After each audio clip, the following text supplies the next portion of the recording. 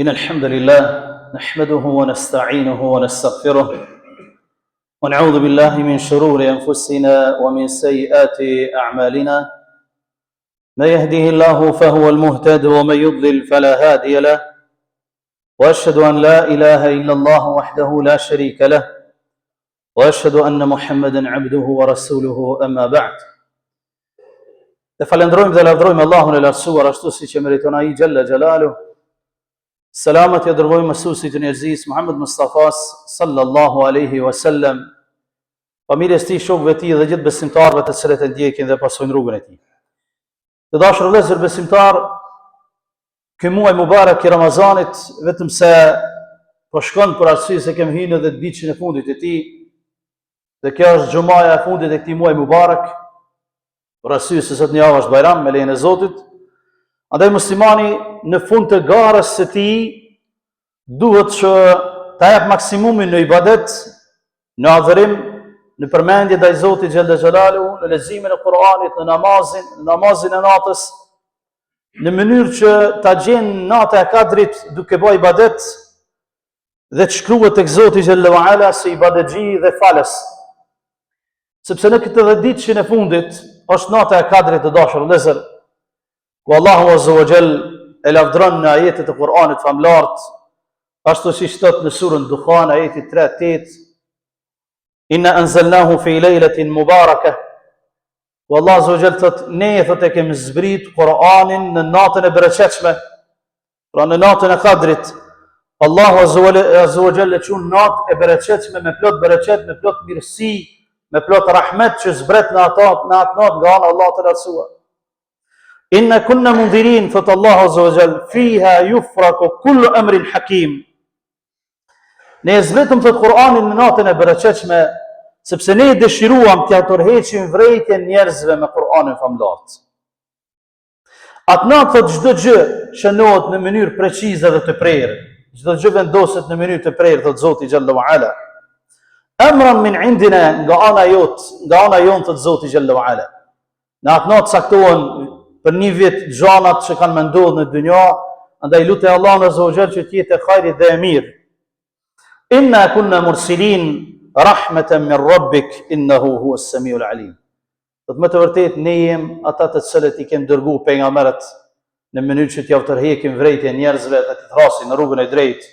Rahmatan min rabbik, rahmet, mëshirë nga ana Allahut Azza wa Jall, i cili është gjithë shikuesi, gjithë dëgjuesi.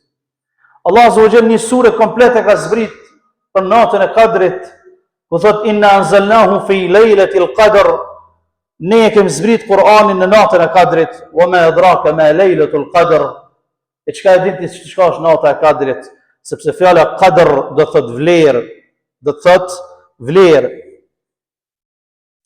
Për arsye se kjo natë ka vlerë të madhe tek Allahu Azza wa Jall. Lejletul qadri khairun min alf shahr. Atë shko vlerë sa që vlera e saj është më e madhe se 1000 muaj. Më e madhe se me bëj ibadet njeriu 84 vite e ca. Për një natë të vetme. Për arsye se Allah Azza wa Jall ka bërë të bereqetshme, e paguan shtrejt ibadetin në atë natë.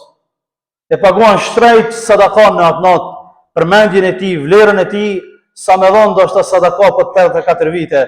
Sa me fal namaz nafile sa për 84 vite, në mënyrë që ta meriton robi falin e tij. Ta meriton robi falin e tij. Thot Allah Azza wa Jall, tatanazzalu alejhimul malaikatu. Atë natë zbrasin melajket, war ruhu min amri. Dhe zbret Gjibrili alayhi salatu wassalam së bashku me melajket. Natën e Kadrit, fiha bi idhni rabbihim, me emrin e Zotit e tij.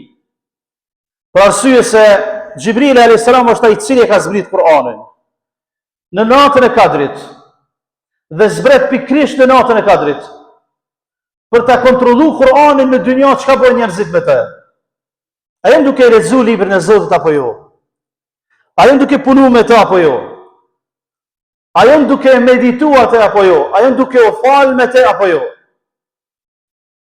Në këtë natë pra zbret Gjibrili alayhis salam, kryetari i melajkeve dhe melajket e pa numër ta që vetëm Zoti e di. Min kulli amrin salam. Atë natë çdo gjë deri në agim është paqe për besimtarët. hatta matla' al-fajr, derisa të lind dielli.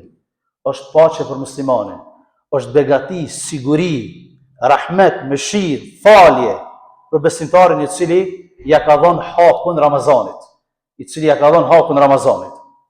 Aisha radiallahu anha ka pyet Resulullah, ka thonë: "O i dërguari i Allahut, nëse e nxon natën e Kadrit, çfarë lutje më bë?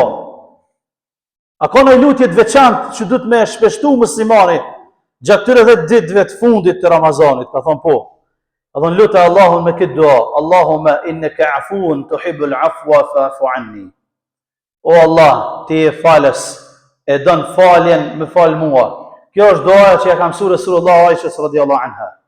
O Allah, ti je falës, e don faljen, më fal mua. A është e vështirë? Nuk është e vështirë.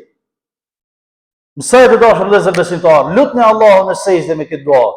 Lutni në duat e juve, lutni duke qenë rrugës, duke qenë në vetur, ku do të jesh. Mos e ndaj kësaj duaje: O Allah, ti je falës, e don falje, më fal mua. Sepse nëse të falë Allahu, ti do të jesh i shpëtuar, ti do të fitosh, ti do të jetosh i lumtur. Ibn al-Qayyim rahimahullahu ta'ala, të dashur vëllezër, një prej ulemat të Islamit, thotë: kur njeriu thotë është ngusht, kohën e ka të limituar, koha e tij është e limituar. Duat ju kanë grumbullu në kokën e tij dhe zemrën e tij, edhe nuk e din se cilën dua me bë parë. A ka ndodhur një herë? Shumë herë ndodh te muslimani. Ti ngrit durt, po s'din çka me bë dua. Të përzihen duat. Atë shumë ke nevojë në kokat tënde, edhe në kokat tona atë shumë kemi nevojë, saqë nuk e dim cilën dua me bë parë. Ibn Qayyim thotë: kur je në këtë gjendje, edhe ki shumë nevoja, shumë probleme, ki kohën e limituar, lutë Allahun me këtë dua: Allahumma innaka afuun tuhibbul afwa fa'fu anni. O Allah, ti je falës, e don faljen, më fal mua. Pse? Sepse ka thonë me bë me të falë Allahu, kanë me të plotësu nevojat pa u lutë hiç. Wallahi e madhe kjo fjalë e tij. Veç këto me marr xhumë sot mjafton. Me lutë Allahun me këtë dua, edhe me të falë Allahu, thotë Ibn Qayyim rahimahullah, kanë me të plotësu nevojat pa i kërkuar ti hiç. Sepse Allah e din çka ki ti nevojë, më shumë se sa për veten tënde.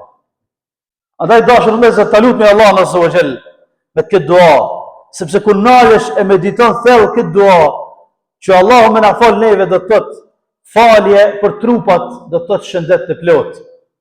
Falje për fe, do të thonë sukses në adhurim dhe në punët e ahiretit. Falje nga ana Allahut, mëshirë dhe rahmet në botën tjetër dhe bash prej banorëve të xhenetit, duke lutur Allahun që të na bëj prej tyre. Pse me lutë Allahun me këtë dua? Pse bashkë me këtë emër El-Afu, që është prej emrave të Allahut, falës? Kur e dim që ka edhe emra të tjerë që aludojnë në falje. Çfarë dallimi ka El-Afu me El-Maghfiret? Maghfiret është falje gjithashtu. O Allah, bëna maghfiret, falem. Pse me lutë në afu dhe jo me maghfiret? Ulema e Islamit thonë se me të bëjë Allah maghfiret, me të falë, ta falë gjunohën, ama nuk ta hek për regjistrit. S'ta hek për regjistrit të librës tane që e ti. Dhe më thonë ta falë, ama ndosë që shkruan që e ke ba filan gjunohën, filan gjunohën, filan gjunohën, filan gjunohën. Sikur me një më burg, ti me dalë dele pa fajshëm, ama kur për i dosjes nuk ti e ke që e ka më burg. A me lutë Allahun me emnin El-Afu, o Allah falem ti e falës dhe do falem, më falë mua, Allahu thot, ti falë gjunohët edhe të largon për i regjistrit ti largon. Nuk i shemë a kërkosh heq. Edhe për i regjistrit ti largon. Ndosi ma nuk shkruan që ke bo gjunohë. E kitë pasër dosin. Andaj dashur vëllezër, shikoni se si Allah azza wa jalla na mëson si me lut atij. E ne lusmi Allah azza wa jalla me këtë dua: Allahumma innaka afuun tuhibbul afwa fa'fu anna. O Allah, ti je falës, e don falën, na fal neve të gjithë, ya rabbul alamin. Da bon që dosjet tona ditën e gjykimit të jetë bardhë dhe të jetë me vepra të mira dhe mos figurojnë në vepra të këqija, për arsye se atë shumë kemë vepra të këqija, sa që me bëmi ardhë era s'kishmi mujt me ullë pra njeri tjetrit. E lusmi Allah në azza wa jall që të na mësoj arritje në natës së Kadrit, ibadetin në këtë natë, Allahu xhallahu ala të jetë i kënaqur me neve, ashtu siç na ka bashkuar në xhamit, na bashkojnë në xhenetet e tij, dalë me faqebardh nga ky Ramazan, e Allah Azza wa Jall na liron nga zjarri i xhehenamit dhe të shkruan emrat tonë tek banorët e xhenetit, të emrat tonë dhe emrat e familjarëve tonë, të fëmijëve tonë, duke lutur Allahun Azza wa Jall që të na falë neve dhe ju. Qulu qawli hadha wa astaghfirullaha li wa lakum fastaghfiruhu min kulli dhanbin innahu huwal ghafurur rahim.